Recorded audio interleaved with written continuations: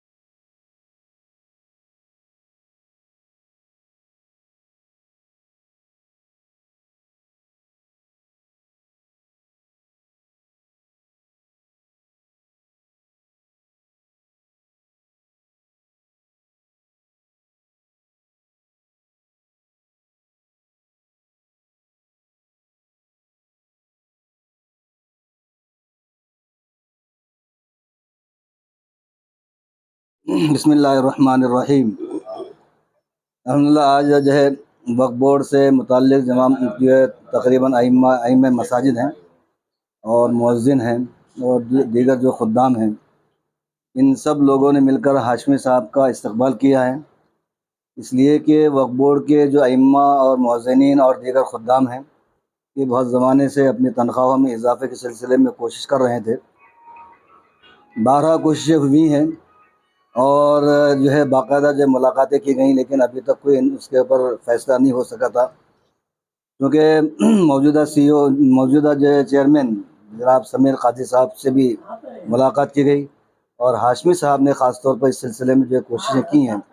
तो हम लोग जो है उनका शुक्रिया अदा करने के लिए और उनको मुबारकबाद देने के लिए उनके जो तवस्सुस से या उनके ज़रिए एक बहुत बड़ा काम हुआ है और अइम्मा की जो तनख्वाह में इजाफ़ा किया गया, इसलिए हम उनका जो इस्तक़बाल भी करते हैं और उनका शुक्रिया अदा करते हैं। अल्लाह से दुआ करते हैं कि अल्लाह ताला इनको मज़ीद जो है मुस्तक़बिल में, फ्यूचर में अच्छे से अच्छे काम करने, वक्फ बोर्ड की जो है तो ज़्यादा खिदमत करने और औक़ाफ़ की प्रॉपर्टीज़ को बचाने और औक़ाफ़ की प्रॉपर्टीज़ को जो है तो सेव करने के लिए कोशिश करने की अल्लाह ताला इनको तौफ़ीक़ अता फ़रमाए।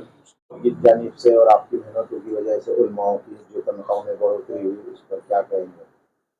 मैं जब वक्फ बोर्ड का मेंबर बना तो मेंबर बनने के बाद में औरंगाबाद के जो उलमा थे, इमाम वगैरह पेशमाम थे, ये सब लोगों ने मेरे पास में विजिट की, एक मेमोरेंडम दिए कि भाई हम बहुत सालों से जो है सो ये चीज़ों को लेके वक्फ बोर्ड से मुतालबा कर रहे थे।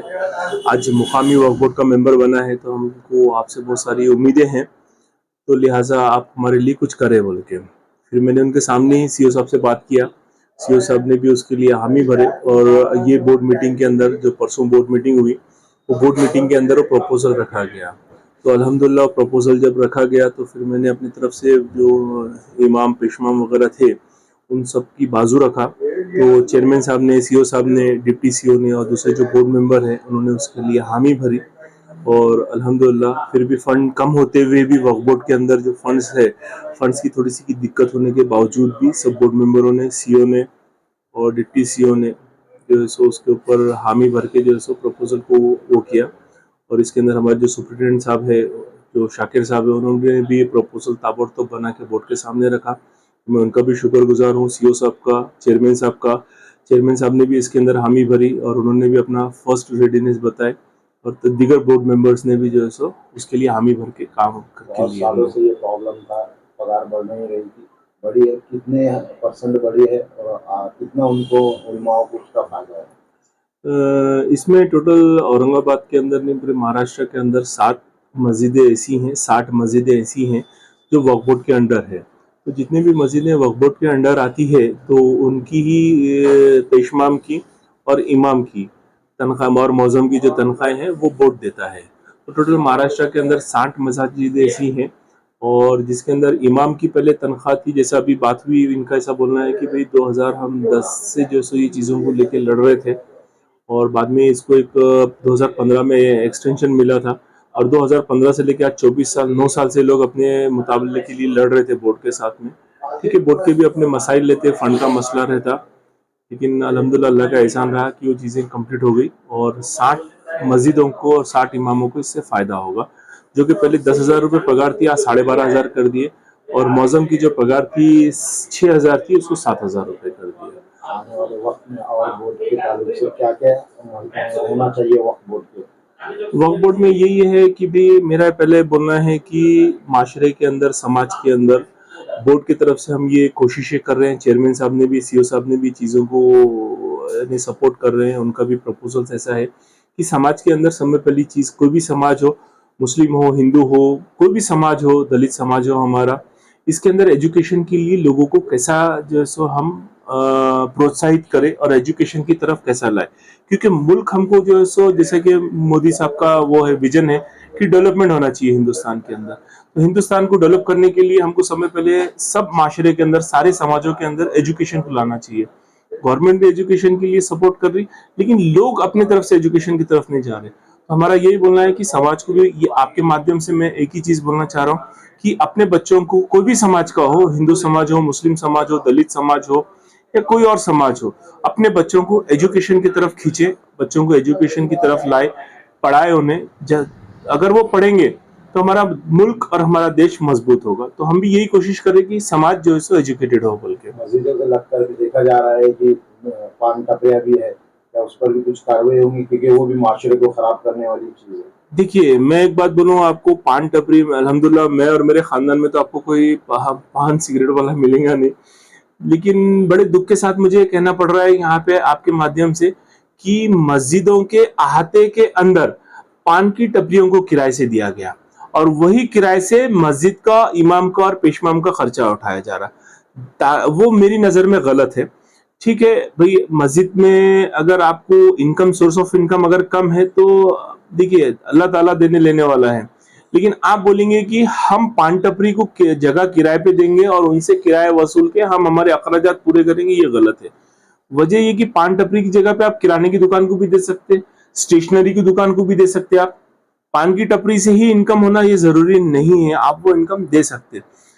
पान टपरी से माशरे के अंदर, समाज के अंदर एक जहर खिलाया जा रहा है, जिससे कि सारी नस्लें हमारी जहर खा के कमजोर हो रही है।